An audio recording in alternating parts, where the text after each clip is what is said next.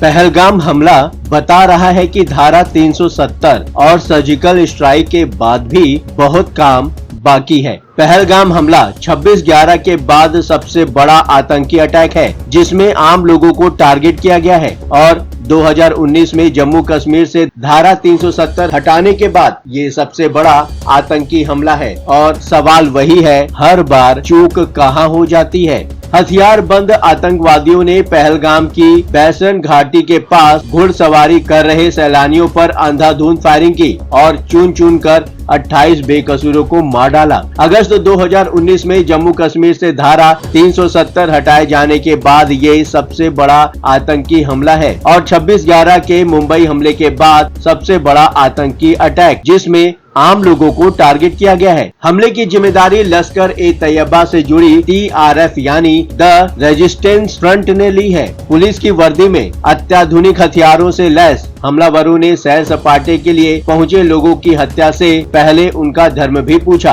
Check करने के लिए कलमा पढ़ने को कहा और फिर गोली मार दी। पाकिस्तान ने हमले से पल्ला झाड़ लिया है, लेकिन सोशल मीडिया पर ये दावा किया जा रहा है कि सरहद के पास पाकिस्तान ने फौजी गतिविधियां बढ़ा दी हैं और लड़ाकू विमानों के भी उड़ान भरने के स्क्रीनशॉट शेयर किए जा रहे हैं। अभी क्या चल रहा है इसकी पुष्टि भले न हुई हो, लेकिन 2019 के पुलवामा हमले के बाद ये सब तो हुआ ही था। सच की राह आसान नहीं। हर खबर का असली चेहरा अब आपके सामने आएगा। आप देख रहे हैं 7 TV भारत। यहाँ खबर पढ़कर नहीं समझाकर बताई जाती है। नमस्कार, मैं हूँ आपके साथ सुशील गिरीश। वीडियो को पूरा देखने से पहले कोई राय मत बनाइए। बात समझनी है तो पूरी सुननी पड़ेगी। खबर हो या मुद्दा हर बार नया होता है हमारे इस शो रायगिरी पर। चलिए हम अपने टॉपिक रायगिरी पर वापस आते हैं। आखिरकार बार बार ऐसी बड़ी चूक क्यों और कैसे हो जाती है। पहलगाम के जिस बैसरन इलाके में आतंकी हमला हुआ है वहां न तो किसी तरह की सिक्योरिटी मॉनिटरिंग के इंतजाम किए गए थे, न ही कोई सुरक्षा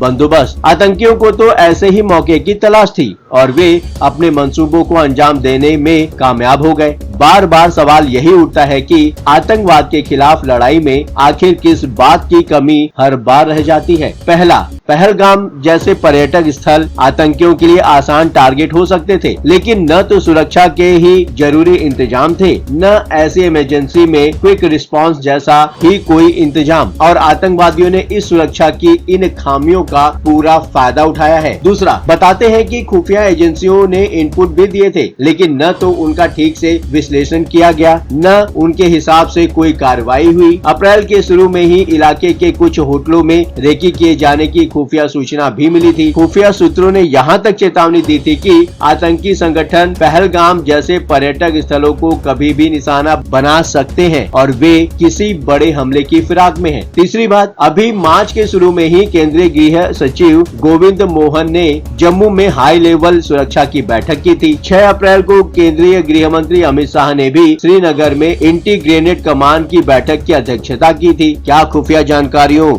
और सुरक्षा इंतजामों पर चर्चा नहीं हुई होगी? क्या पहलगाम जैसे पर्यटन स्थलों की सुरक्षा पर किसी का ध्यान नहीं गया होगा? चौथी बात, आखिर ये कैसे हो रहा है कि आतंकवादी मौके पर पहुंचकर चुपचाप रेकी भी कर लेते हैं, लोकल सपोर्ट भी हासिल कर लेते हैं और हमले के लिए उनको ऐसा टारगेट भी मिल जाता है जहां कोई जवाबी फायरिंग करने वाला भी नहीं होता। आखिर इससे बड़ी सुरक्षा व्यवस्था की कौन सी खामी हो सकती है? एहतियाती इंतजाम हमले रोक भी तो सकते थे। संसद के जरिए धारा 370 खत्म किए जाने के बाद पाकिस्तान के लिए जम्मू कश्मीर का मामला अंतर्राष्ट्रीय मंचों पर उठाना बंद तो नहीं, लेकिन बेअसर जरूर हो गया था। भारत की डिप्लोमेटिक कोशिशें भी बदौलत पाकिस्तान को अब अरब जगत और मुस्लिम मुल्कों से मिलने वाला सपोर्ट भी पहले जैसा नहीं रहा। ऊपर से अरब मुल्कों में भारत की पैठ और प्रभाव भी बढ़ता जा रहा है। जाहिर है रोजमर्रा की मुश्किलों से लगातार जूझ रहे पाकिस्तान को ये सब बर्दाश्त कर पाना मुमकिन तो नहीं ही हो पा रहा होगा, लिहाजा नए नए पैतरे अपनाता है। पहलगाम हमला ऐसे वक्त होता है जब अमेरिकी उपराष्ट्रपति JD वेंस अपने परिवार के साथ भारत दौरे पर होते हैं और प्रधानमंत्री नरेंद्र मोदी सऊदी अरब की यात्रा पर निश्चित तौर पर मौका देकर ही हमले को अंजाम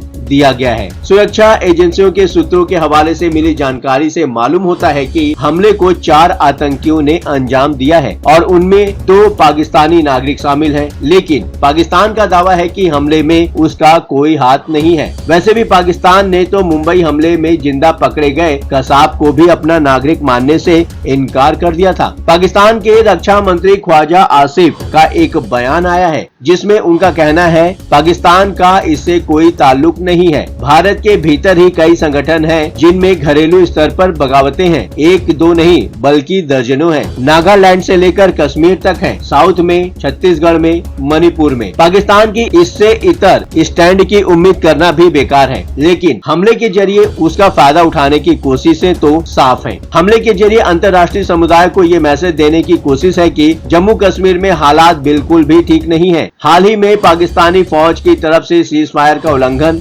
LOC से घुसपैठ की आतंकियों की कोशिश भी तो ऐसे ही सारे कर रही है। 2002 में 21 से 25 मार्च के बीच तत्कालीन अमेरिकी राष्ट्रपति बिल क्लिंटन का दौरा था और ठीक एक दिन पहले 20 मार्च को रात में अनंतनाग के चिट्टी सिंहपोरा में 36 सिखों का नरसंहार किया गया था। कोई दो राय नहीं है, पहलगाम की घटना भी बिल्कुल उसी तरीके और मकसद से अंजाम दी गई लगती है। कुछ सवालों के जवाब आखिरकार क्यों नहीं मिल पाते? आखिर सब कुछ होते हुए भी दहशतगर्दों को खूनी खेल खेलने के लिए खुला मैदान कैसे मिल जाता है? आखिर किस स्तर पर ऐसी लापरवाही बरती जा रही है और क्या ऐसे ढीले ढाले रवैये के लिए जिम्मेदार किसी स्तर पर कोई कार्रवाई भी होगी? अगर नहीं होती है तो क्यों नहीं होती? जब भ्रष्ट या ठीक से काम न करने वाले अफसरों को जबरन रिटायर किया जाता है तो ऐसे मामलों में लापरवाही करने के लिए कोई जिम्मेदार क्यों नहीं खोजा जाता? अगर किसी रेल दुर्घटना के लिए कोई अफसर को खामियाजा भुगतना पड़ता है, जिला स्तर पर कानून व्यवस्था के लिए जिम्मेदारियां तय हैं, तो आतंकी हमलों के मामले में किसी तरह की कार्रवाई की खबर क्यों नहीं आती है?